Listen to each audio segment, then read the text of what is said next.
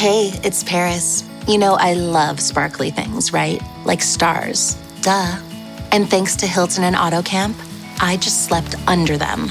Picture me, serving looks by the fire outside my luxurious Airstream, making s'mores with the kids, while a national park is our backdrop. The great outdoors meets Hilton hospitality. That's hot. Explore all the new ways to stay at Hilton.com. Hilton for the stay. This episode is sponsored by Friskies, who would like to tell your cats hi. Now, if that didn't get your cat's attention, there is one thing that always does the trick. Just pour some Friskies crunchy food in the bowl and you'll hear those paws come running. Works every time. With so many Friskies choices, you can always bring your cats running from their secret napping spots. There's always more to explore. See for yourself at friskies.com or visit your local store. Have you ever wondered why that amazing deal you found online turned out to be a complete scam? Or why major platforms are running ads for shady companies? How about those pesky subscriptions that are nearly impossible to cancel? Today we're pulling back the curtain on why some of these scams aren't just thriving, but are unbelievably legal. Stay tuned because we're going to be revealing the secret scammers. Scammers? I call them scammer adjacent. Yeah, me too, I think. What those people don't want you to know. And with that, welcome to What the Hack, the true cybercrime podcast. I'm Adam Levin. I'm Beau Friedlander. And I'm Travis Taylor.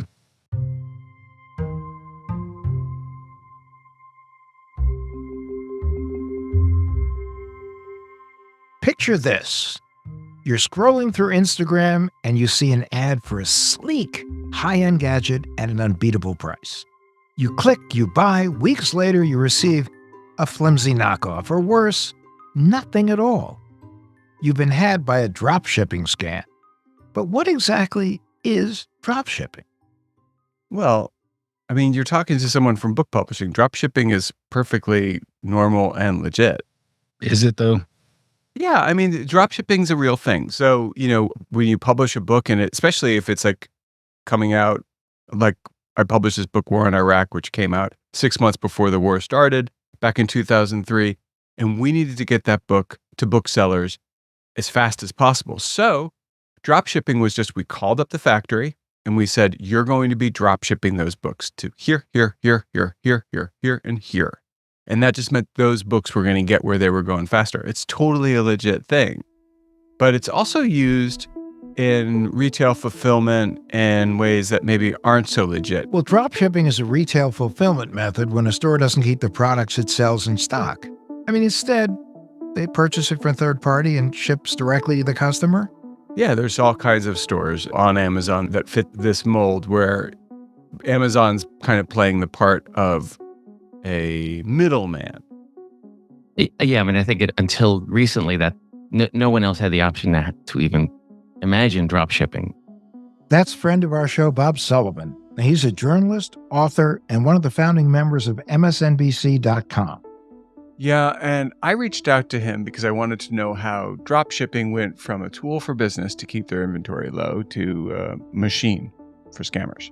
Like it wouldn't have been possible 10 years ago for someone to decide that they were going to order 10,000 American flag ashtrays and send them directly to consumers from China. Yeah. That wouldn't have existed. So now it exists. Well, listen, drop shipping in book publishing is one thing, and it's not obsolete. It still happens all the time, but it's not something consumers experience. What you're talking about is that anyone can create a storefront and just choose some things they want to sell and sell it straight from the manufacturer. That's new. It's just reselling. Yes.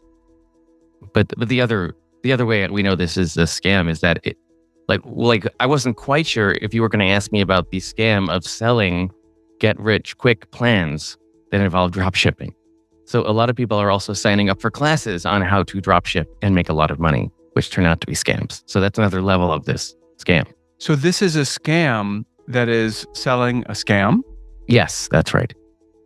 But it sounds efficient, right? It's efficient for scammers and people using it legitimately.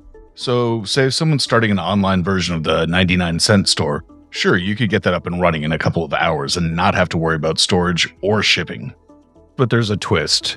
So you have these scammers that keep on setting up really flashy, professional-looking online stores, especially on Shopify as a platform, and they use stolen images and exaggerated claims. And so when customers complain, they vanish or blame the supplier or just say that you need to file a return claim with someone in China instead of in the US. Well, no, and that is typical. And a lot of these products are coming from China. However, I will tell you that it's hit or miss. And I think that there's a gray area here. And I think that's what we're talking about today is gray areas. So like I have this belt, which I'm not wearing right now because, I've got the midsummer chubbies. But the belt has dancing Snoopies all over it. Does it have a big buckle or a little buckle? That's the personal question about the big or small buckle. Come on, buckle up, buddy. We're getting into this episode here.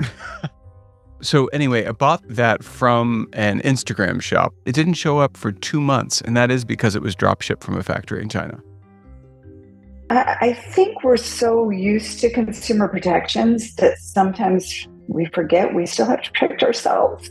This is Jerry Detweiler. So, Jerry, you are a credit expert, are you not? That's what people say, yes. That's what I say when anyone asks me. In fact, that's why I called you. But are you also, I know credit is one thing and credit cards are another. They're only one part of credit. But you know a lot about credit cards and how they work. That's right. I've been in this field for a long, long time. Do the protections extend to you? I mean, does it cover a purchase you made directly from a factory in China? Yes. You have the right to dispute a purchase when the goods and services are not delivered as agreed. And in my case, they did not match the description on the website in terms of the dimensions of the slipcovers that we purchased. Wait, so did Jerry get got by one of these scams? Yep. So that's the thing. Even experts are susceptible. So I believe that the drop shipping scam or drop shipping loophole was something that cost me some money. Actually, cost my mother some money. So she needed couch covers, and I shopped online for her. Found some with a website that looked very decent, looked reputable. It said it had a money back guarantee. So, Jerry, was the website that you visited only for slipcovers, or was it for a variety of products? Was it a Temu type site? No, it was a site specifically for slipcovers. So I believe it was optimized to get traffic from people like me and my mother who were looking for slipcovers. Makes sense. And it looked good. It looked decent. The English was good. I didn't suspect I was interfacing directly with a factory in China. But when the package arrived with the shipping label from China, it was clear that it come directly from China. Okay, fine. That's fine. A lot of our stuff is made in China. What's the difference? The problem was when we put the slipcovers on, they did not fit. And the measurements were not the same as what we had ordered. So they offered a money-back guarantee. And when I contacted them about the issue, they said, that's no problem. Just return them. But you have to return them to us in China. So if you have to send them back to China, correct me if I'm wrong, but that would end up costing more than the slipcovers. It would be more expensive to send them back than to just keep them and meet the charge. Now, here's where I made my mistake, Beau. She paid for it with a credit card, and I could help her dispute it through her credit card. We were just super busy at the time. We couldn't find her online login to do the online dispute. And for whatever reason, we just let the time pass. I took off for Europe. I wasn't around, and we never disputed it. So we did have that consumer right. And I don't know how exactly the credit card company would have handled it, because the merchant could have said, hey, we offered a money back guarantee. She just has to send it back to us in China. So there's these little nuances to your right to dispute a purchase that can make it more difficult than you think to exercise those rights. Because a lot of the sellers aren't in the US. What these folks can do is they can exploit really vague advertising laws, and given the fact that they're shipping from overseas means it's really hard to hold them accountable. That's why in the beginning of this episode, I'm even hesitant to call these things scams. What did Bob say? So, my definition of what a scam really is pretty straightforward. If someone takes your money and you're surprised by it, that's a scam. It's the surprise element that's always the crime here, in my view. So if someone takes your money and you're surprised by, is it the way they take their money or how much of it they take or what you get in return? What's the surprise element? All those things. I mean, normally, the surprise element is normally something like, oh, there's a $35 fee that comes a month later. That's a surprise. Or a subscription you can't quite cancel. That's a surprise. In this case, if you had all the information, which was this thing I just paid $100 for, somebody just bought for 50 cents and is shipping it to me, well, that's a pretty big surprise. So if there's a massive surprise involved, then that's a scam. Yeah, even what I'm calling Scam-lite. So I wrote a book called Gotcha Capitalism because I tried to turn the word we use for Scam-lite into the word gotcha, because I feel like calling someone a scam implies that they should be thrown in jail for breaking the law. And you and I are not lawyers and can't determine that any of these people are criminals precisely. Scam-lite's a good word. I like the word gotcha. It sort of expresses a feeling. Well, we know what it means. The way you used to make money was you would chop down a tree, you would finish wood, you would turn raw material into a beautiful desk or something, and you would earn every penny from taking a raw material and adding value to it. These people are adding no value whatsoever, and that's like cotton candy to an economy. It's not necessarily a scam to buy through a third party, and it should not affect your rights if you pay by credit card for that purchase and the goods or services are not delivered as agreed. But I do want to be very clear that this protection, your chargeback right, applies to credit cards and not debit cards. So if you're paying with a debit card, it's like paying with cash. You do not have any rights there. The second thing I would say is you still have to deal with some kind of merchant, right? Somebody is on the other end. And so that's where you do want to be careful, because they as a merchant could dispute that chargeback and create additional headaches for you.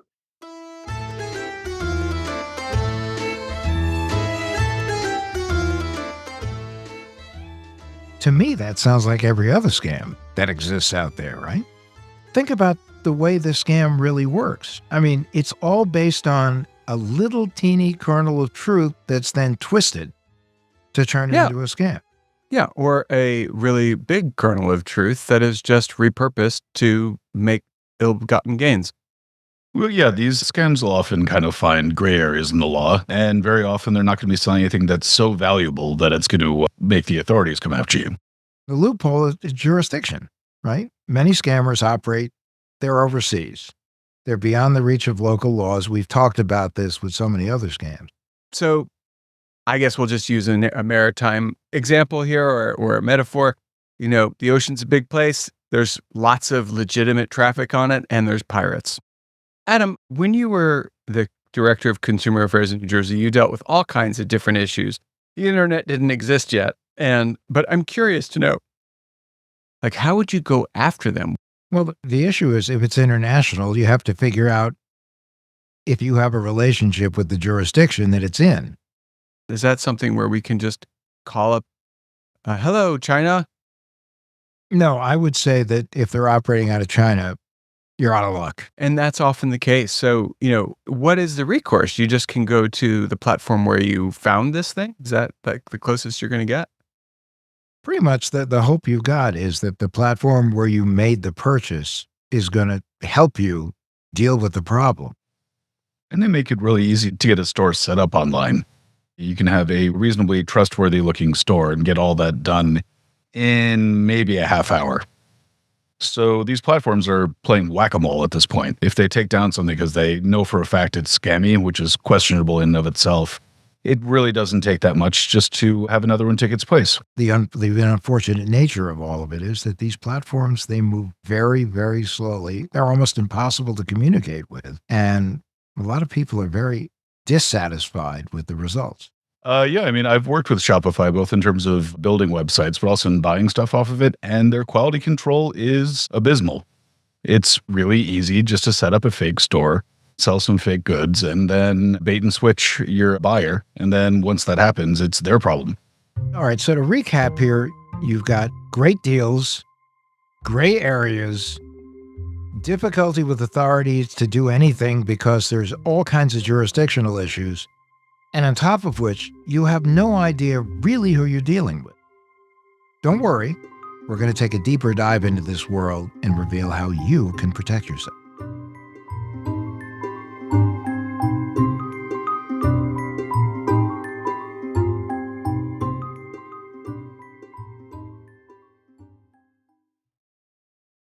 This episode is brought to you by Nespresso Virtuo Coffee Machines. Ready to enjoy the bold flavors of barista-quality Nespresso iced coffee at home? Simply fill a glass with ice and press the brew button on your Virtuo Pop machine to enjoy rich double espressos roasted to stand up even when chilled. Refreshingly bold iced coffee. Refreshingly easy to make at home. Visit Nespresso.com to shop now. Hey, this is Bill Simmons from the Bill Simmons Podcast, here to help you make the most of your summer with Michelob Ultra, a superior light beer worth playing for. Play for it with the guys when you're competing to see who can sink more birdies on the golf course, because winning tastes even better with Ultra on the line. Play for Ultra. Fill your fridge with Michelob Ultra this summer. Enjoy responsibly. Copyright 2025 Anheuser-Busch Michelob Ultra Light Beer, St. Louis, Missouri. So we've talked about dropshipping, but how are these companies allowed to advertise deals that are just too good to be true on Instagram or YouTube? I mean, think about all the stuff that we see. Miracle weight loss pills, get-rich-quick schemes. I mean, how do these ads get through?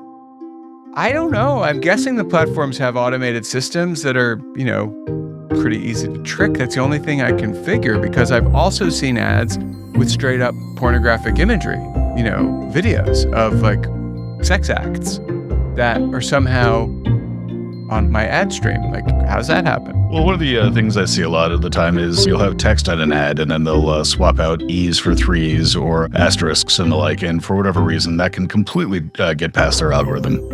Have you seen like the ads with celebrity endorsements that many celebrities have said, that wasn't me, that was a deep fake, I had nothing to do with it. I have no idea what they're talking about. Seeing is not believing, especially in the age of artificial intelligence. You may see one of your favorite stars on social media touting a product or service, but it might all be AI. Gayle King is hopping mad. This video appears to show her pushing weight loss gummies. Honestly, I didn't expect my weight loss to spark so many questions. But she says it's a fake generated by artificial intelligence. So I only found out about it because people reached out to me and said, where are these gummies? Where do you get them? And I said, it's great you're talking about it. I go, what are you talking about? So the fact that somebody can take that and put that out there is scary. Very scary. Tom Hanks is also warning about a fake AI video circulating on the internet. In it, he appears to be selling dental insurance. It's all about money. I mean, think of it. These platforms, they're under immense pressure to keep revenue up. And as a result, the vetting process is often, it's inadequate, allowing scam ads to get through.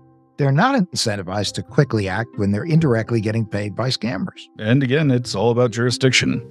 If you're selling Wolverine Frisbees that are bootleg from China, there's absolutely no reason why the authorities would want to bother enforcing that copyright.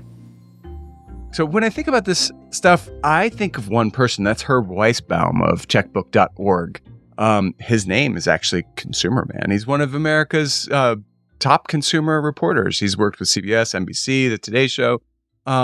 Great guy. And here he is. Have you come across any ads for scam companies? Have you ever had that experience of going on Google and, the first search results are usually sponsored. Google's making some money off of those. I've found that one of the most common things I've found is when I'm frustrated with my cable and or telephone provider, I will Google that company. And the first thing that pops up isn't my company. It is a company reselling a product offered by my company. And so I'll call them and then realize my mistake and then say, I don't want to talk to you. And they say, but we have a very good deal. That is not a scam company. That is just a way of tricking consumers. But, have you come across any ads that are problematic? And if so, like the ones you think people should know about? The problem is Google is not treating their users with the respect they deserve. If you're looking up Marriott Corporation or you're looking up Amtrak and you get sponsored ads that are for something else I'm really careful now. I always make sure that because I have gone like everybody to the wrong site, and you think you're doing a transaction and you're with a different company. You're not at the company you think you are. You really got to slow down and be really careful. But yes, there are scam ads. We did a story for checkbook.org recently about movers, and there are moving brokers. You click on a link and you may wind up with a moving broker. They may make the ad look like they're in your area. They may make it look like they have local trucks and movers in your area. They're a broker somewhere else in the country who's just putting movers with moving companies together. And then if there's a problem, they throw their hands up in the air because we're not the moving company. We were just this broker. They oftentimes answer the phone as if they're a moving company, not this broker. And we've had a lot of people with a lot of complaints about that. And then what happens at the end of the line is if they're hooking you up with a scam moving company, they hold your stuff hostage at the end of the line and tell you, and these are absolute true stories, we want $1,000, $2,000, $5,000 more cash money now, or your stuff is going into storage and we won't tell you where it is, or we're going to sell it tomorrow and you're going to lose all your stuff. The reason they want that extra $2,000 is because, and I've heard this on the phone, you weren't doing business with us. You were doing business with a broker, a third party. And so that was their fee. But our fee is XYZ. And you have nowhere to go about that because you did business with a third party that probably had some fine print that said you were going to pay them $500 just for connecting a wire. There's many reasons why that can happen. But the problem is you have been misled thinking you're dealing with a well-known moving company and you're dealing with this broker who has nothing to do with a well-known moving company. What about online stores like Temu? You've seen this app. Well, it's pretty popular. Cheap goods, really cheap goods that arrive on your doorstep in days. So many of the sales sound too good to be true. Dorothy, this new company, Temu, is offering big deals, but potentially bigger risk here. There is a big but, and before I get started to tell you a little bit more about it, if you are doing anything, I need you to stop right now and listen to this. Herb, what do you think about these gray areas when it comes to retail? Specifically, we're talking about, it's almost a loophole, I guess, but, middleman shopping where the product is from China, but you're buying it from somewhere in the States and you don't even know if it's going to show up. Well, some people seem to be very happy with shopping with Temu where they don't give you a hard and fast shipping deadline when they're going to get it. You sort of pay a little bit of money and get either something good or a piece of crap from them whenever it arrives.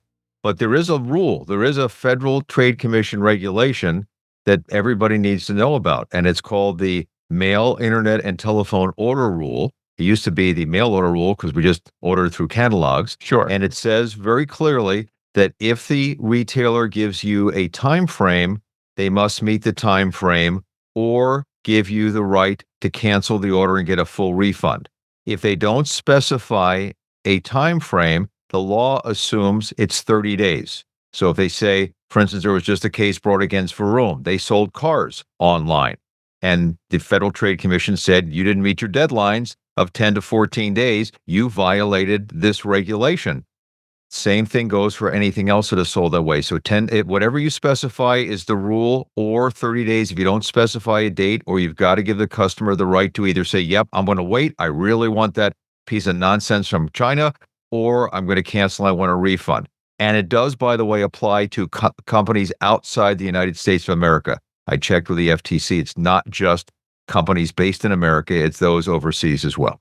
Okay, let's go back to Temu for a second, because it sounds to me like you're saying Temu will say, hey, I have this great 6-foot-tall Mickey Mouse doll, petting Goofy, and it's great. It's made out of cotton and fiberglass, and you can have it for $16, but they don't tell you when you're going to get it? Is that, and it can come in 6 months? How does it work? I've never been on Temu, but I could certainly go on real quickly and see. Can you just wait? No, do not. Herb, I wonder if you remember the time you asked me to do a take off my credit freeze. Yeah. Do you know what happened when I did that? What happened? You got I got hacked immediately. Oh.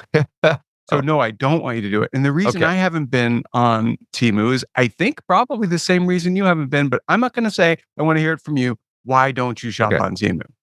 So I've never shopped on Temu, so I don't know all the specifics. I just know all the stories I've read about it say that people are willing to put up for non-specific, like Amazon Prime delivery because the prices are so cheap. I don't shop with Temu because I'm suspicious of some products that are made in China because there have been a lot of problems with toxic materials and not meeting U.S. safety standards, number one. That can happen, by the way, on Amazon too, so I'm very careful when I do that. And number two, a lot of the people are happy with this cheap stuff, and I want quality merchandise when I spend my money. I want something good that's going to last, that I know that's safe, and from a good, reputable company, and so that's why I don't bother to shop with it. Okay, and I have a similar point of view about it. It's that they make so many different things, or so many different things are available on the platform, which is why I made the silly example of the giant Mickey Mouse. I just don't trust one place can have that many different things. Yeah, they can have that many different things, but the question is, what are the things and what quality are the things? You know, Amazon just announced that it's going to compete against Temu by doing the same kind of sub website. So they're not going to have a website where they don't necessarily guarantee how quickly you're going to get the item, and it's going to be a whole lot of cheap stuff. And that's what the world needs, more crap that's poorly made so we can throw it away and fill up the landfills or pollute the environment with plastic because it doesn't last. Now, I know some people are happy with Temu, and God bless you. But I mean, that's the whole marketing concept here is like not expensive stuff. It's cheap and it may or may not last, but you get it when you get it and it's cheap. And by the time you get it, you may have forgotten about the fact that you even wanted it, but it came and then you get rid of it. Yeah, But you paid for it. Indeed. So what is your experience shopping on platforms like Meta, you know, through Instagram, where you see all these t-shirts and funny mugs? Are you a shopper there or not? And if not, why? I'm not a shopper there. I have a very small footprint on social media because I consider it to be anti-social media. And the only social media I use is to share with people the stories I write or the podcast I do for checkbook.org. So I have a Twitter account, and I feel guilty every single time I use it because of Elon Musk. And I've seriously had sleepless nights thinking about I'm going to pull my account from because of this knucklehead. And I use, you know, and Zuckerberg and company, they're every bit as the evil empire as everybody else. But I just use it at this point in time so that the world knows what I've written. But I don't go on. I don't do social media. I don't follow people. I wouldn't buy off of social media. There are too many scams on social media. I go to a store, either an online store or a real store when I want to buy something. It's like pretty easy. Now, going to this rule that you cited, what was it called again? It's called the Mail, Internet, and Telephone Order Rule, the MITOR, MITOR. So the Mail, Internet, or Telephone Order Merchandise Rule, it's a great set of protections that ensures we don't get left hanging when ordering online. But I fear that when you're talking about Temu, there's a lot more than just the quality of their goods and the amount of time they take to arrive. So if you haven't heard of Temu, there'll be somebody in your family who has, and if you haven't shopped on it, there'll be somebody in your family who is shopping on it or has shopped on it. It came in, it's a Chinese app, website came in end of 2022, and now has 500 million downloads, 9 million of them in the... With online shopping becoming a little more prevalent, it's really important to understand the risks involved. Temu is getting more popular, but like any online platform, it comes with its own set of security concerns. They have a marketplace, and that's important to remember. It is a marketplace of some 25 million goods, from perfume to trainers to toys to homeware to children's equipment. And their strap line really is that they're 70% cheaper than all other retailers, and you can shop like a billionaire. Well, we already know that cyber criminals can spin up fake websites that look just like Temu and can steal your information. Or there's also sellers on these platforms that can offer counterfeit or substandard products. Because it is a marketplace and the sellers buy direct from the manufacturers and sell direct to the buyers. But that's just the tip of the iceberg. When you shop online, you got to remember you're sharing personal and financial information. And if Temu doesn't have robust encryption and security measures in place, not sure they do, data could be at risk of being hacked or stolen. Now to a warning from cybersecurity experts. If you have downloaded the shopping app Temu, delete it now. Trending in the Apple Store, the app is full of deals that seem too good to be true. But besides questionable quality, the concern is your cybersecurity. Experts say the app linked to China is gathering too much personal information. Ben Fink, the chief technology officer. While there isn't definitive proof that Temu is specifically stealing customer information, concerns about data privacy, security measures, they're common for many e-commerce platforms.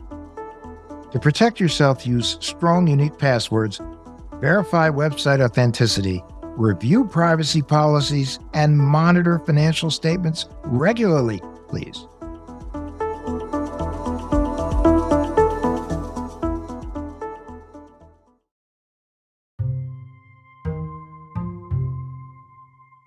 So we've now looked at companies on the questionably legal side of things, but what about real companies, established companies that act like they're scammers? Yeah, there's a ton of websites out there where you sign up for like a free trial, but then you find you're in fact locked into some costly monthly subscription that they make it as hard as possible to cancel. Well, I know Adobe has had lawsuits over their auto renewal practices, and in my case, it's fine because I use it and it's okay.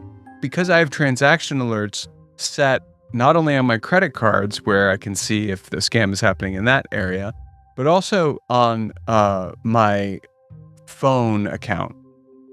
I can see when something is renewing through that platform, right? And I'm amazed at this stuff. Usually that one of my children has subscribed to, and they don't understand that all of a sudden it's going to be costing me $30 a month because it's nowhere in there. It's just not said. Well, they tend to use a lot of dark patterns too to keep you subscribed. They'll hide buttons or make buttons that look like something else. It's really complicated, and if you're trying to cancel something on your lunch break, it takes you longer than an hour. At the end of the day, you might just say like, forget it. I'll just keep paying for this for another month. And of course, the danger is also that you were ever on the phone with somebody who represented that company and you ever said the word yes, because then they got you locked in.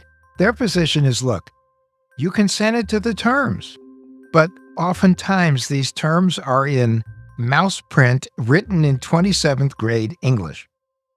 Regulatory bodies are just starting to catch up. Tell me what you would do. Walk us through how you would figure out how to do it if you had a subscription that popped up on your iPhone because Jay Gerb subscribed to something. I would go to YouTube and I would actually watch a video about how would I unsubscribe to this particular thing. I'm similar. I Google it. Usually it's the first Google entry that is legit that pops up. It'll give you a highlight of the article that explains what it is they've done and how to unsubscribe. There are AI systems out there too. And as much as AI skeeves me out a lot of the time, you can get an AI chatbot that will help you go through the process of unsubscribing on your behalf. Yeah, Experian has a service now too. Well, they have companies also that you could hire them and they will unsubscribe from everything that you don't recognize. As long as you subscribe to them. Correct. But the thing that's different about this Adobe complaint is people would sign up for Adobe, got a great deal on a discounted annual fee, except they paid it monthly. So in their heads, they were paying it monthly and they could cancel with a certain amount of notice. But in reality, it was an annual subscription that they were terminating early, but they didn't know that. And Adobe said, you can terminate early, but you have to pay a fee for early termination. Yeah, I mean, Adobe's annual subscriptions will usually lock you into a full year contract, even if you are paying monthly. If you try to cancel early, they will hit you with a pretty big fee.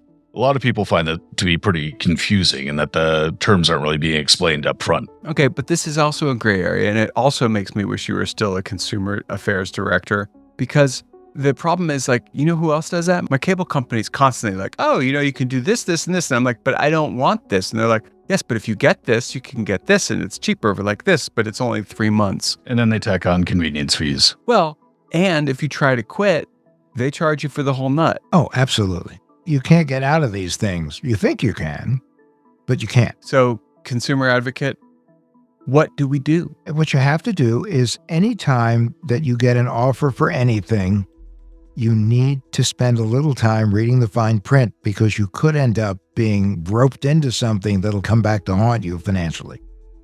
And that goes back to what Travis was saying about hidden doors or something. Oh, dark patterns.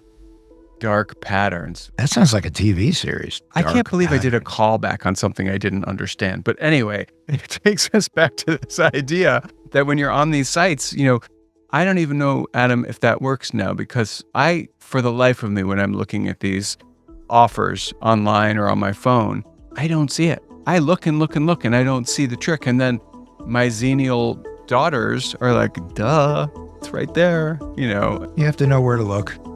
Yeah, and the UI is not something that's intuitive for a non-digital native. Listen, Adobe isn't alone. There have been other cases against other companies, but the big one was Adobe.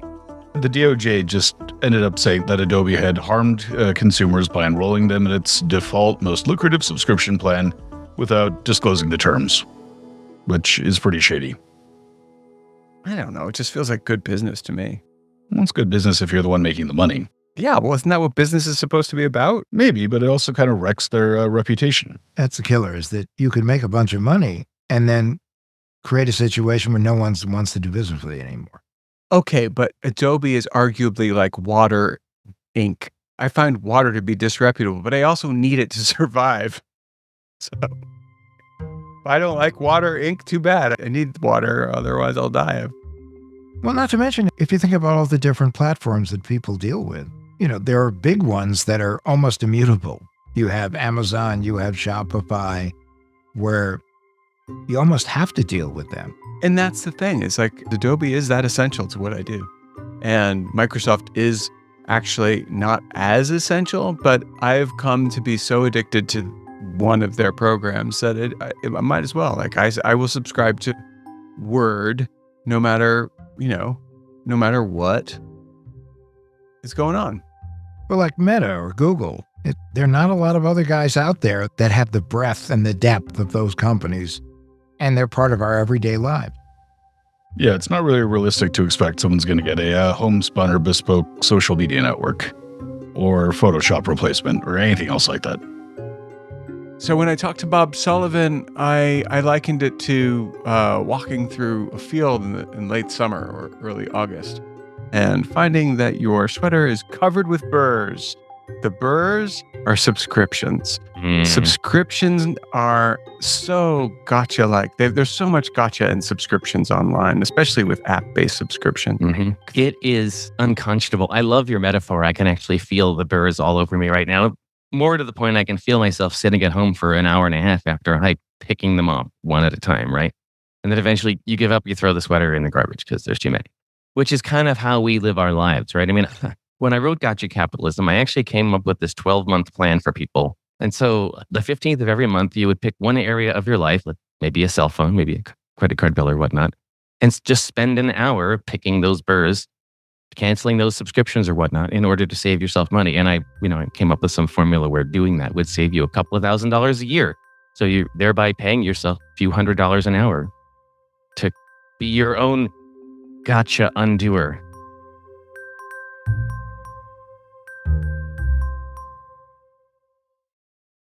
USAA knows dynamic duos can save the day, like superheroes and sidekicks, or auto and home insurance. With USAA, you can bundle your auto and home and save up to 10%. Visit USAA.com/bundle. Bundle savings are off total premium, not available in all states or in all situations. To qualify, auto policy must be active prior to property policy issue, subject to change. Restrictions apply. Membership eligibility and product restrictions apply and are subject to change. USAA means United Services Automobile Association and its affiliates, San Antonio, Texas. With a major selection of the looks your kiddos love, starting at just $4 in the Walmart app, a new school year means a stylish new them. Who knew? Find skater skirts and Crocs that say, I'm casual but cool. Sparkly sneakers that say, it's my classroom, you're just learning in it. And preppy polos that say, I'm the teacher's pet, even if they're mommy's menace at home. Find their favorite styles starting at just $4 in the app. The Walmart you thought you knew is now new. So listen, these companies do what they do because they know they can get away with it. It's like the raccoons in my upper field, they have taken to rolling the corn can around because they know I think they're cute and I'll let them do it. Raccoons have been taking a lot of heat from you recently. No, I love them. I find them like an indispensable part of life. They're kind of everywhere, and you almost feel like they're your friends.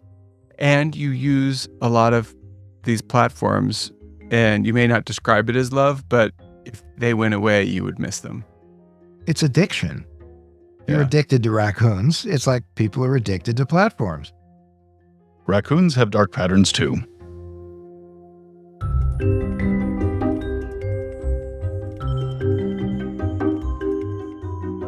We covered the map today. Dropshipping scams, scam ads, subscription traps. Big question remains, what can we do to stop this? Well, speaking of maps, it is, I guess, a tough battle. The way that scammers approach the job of taking money out of your pocket for nothing in return, it changes all the time. And so I'm not quite sure what you should do to avoid a scam other than, look before you leap. There are steps that we can take. Increased regulation, okay. Enforcement, all right.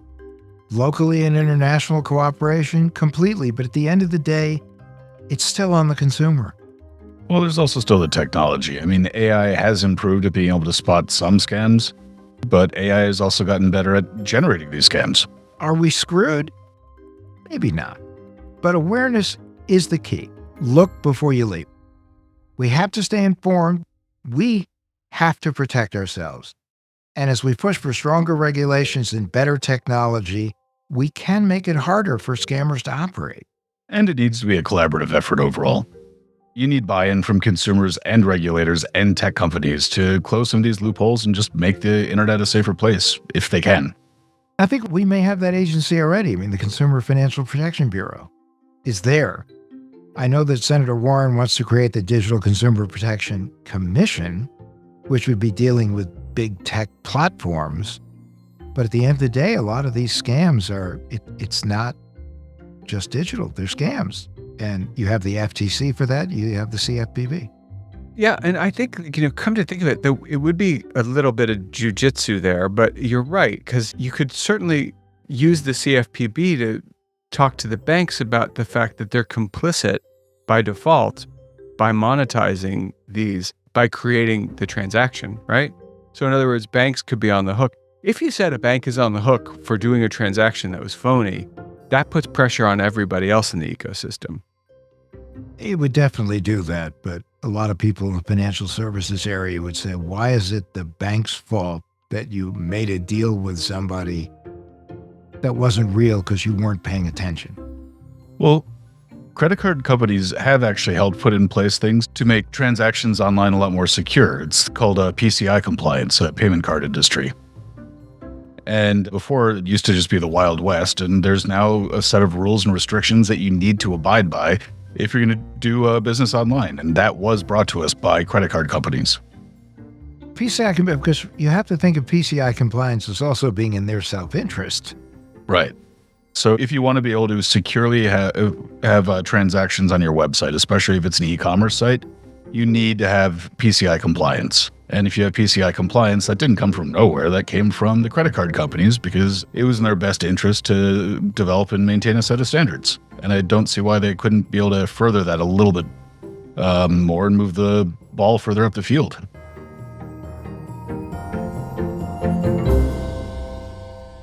So why are these scam-adjacent things still happening? Well, it's a mix of outdated laws, international jurisdiction challenges, and scammers being really good at what they do.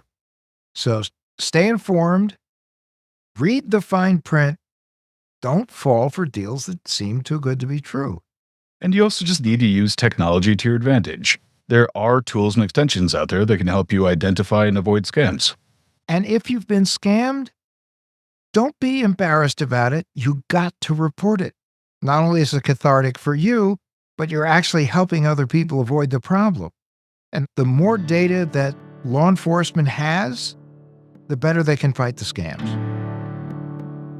I think this is another situation, like with all consumer situations. Just take an extra beat, take 10 seconds and breathe and make sure the entity you're buying from is not a surprise that you landed on a website you expect to be there and you think you're actually going to get this product directly from from this person. One other tip that I just read that I think is interesting is to do a reverse image search on the image in the ad, because you're likely to find it's available in 25 other places for 10% of the cost. So doing just a quick reverse image search might save yourself some pain. That was Bob Sullivan again. And we'd like to thank him and our good friends Jerry Datweiler and Herb Weisbaum for the great insight they added today. Okay, now it's time for the tinfoil swan. Our paranoid takeaway to keep you safe on and offline. Travis, what's on your mind this week? 1 sec. Huh? You seem distracted. Yeah, it's because in the last 2 minutes, I've received no fewer than 5 texts from political campaigns. So yeah, I'm pretty distracted. I think I got 10. You are exaggerating. Well, the thing of it is, they're not just begging for donations. Like we've discussed that before. But a lot of them are political polls asking my opinion of candidates or my stances on issues. And the problem here is that you don't necessarily know who's sending the text. Yeah, well, you know what? There's a really easy solution here. Just delete them. Well, no, you absolutely should delete them, because how you vote could indicate to people exactly who you are. Yeah, definitely. I mean, if you're telling someone you're political leaning without knowing who's asking, it opens you up to start getting any number of spam calls, texts, emails, you name it.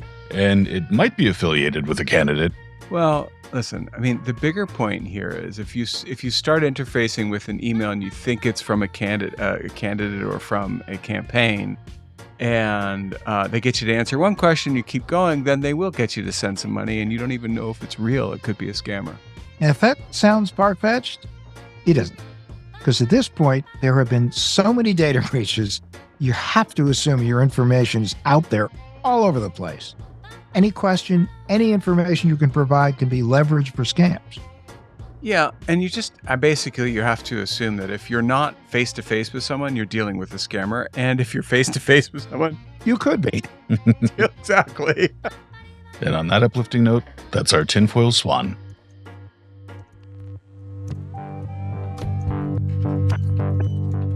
What the Heck with Adam Levin is a production of Loud Tree Media.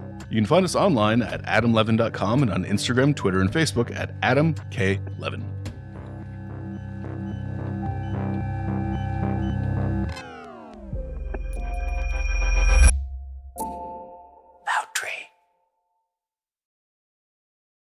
Behind every empire are the people history tried to forget.